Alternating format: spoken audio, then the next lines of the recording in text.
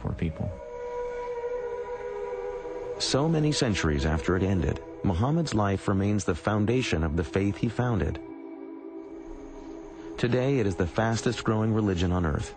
As these worshippers respond to the ancient call for prayer, each looks to the Prophet's example to provide peace and serenity in their daily lives.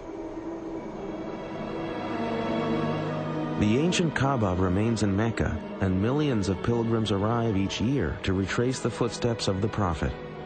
The site of Muhammad's ascension on his winged creature to meet God is today the Mosque of the Dome of the Rock in Jerusalem.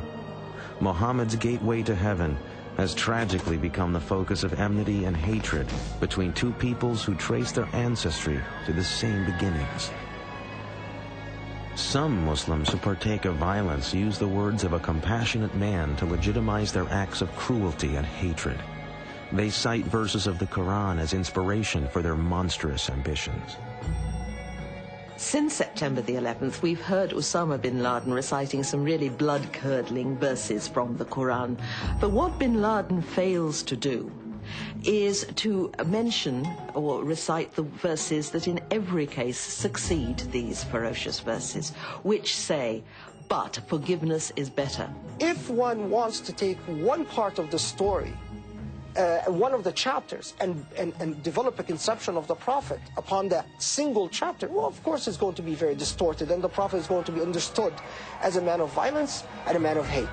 When people commit violence and injustice in the name of Islam, they are committing violence and injustice against Muhammad and God.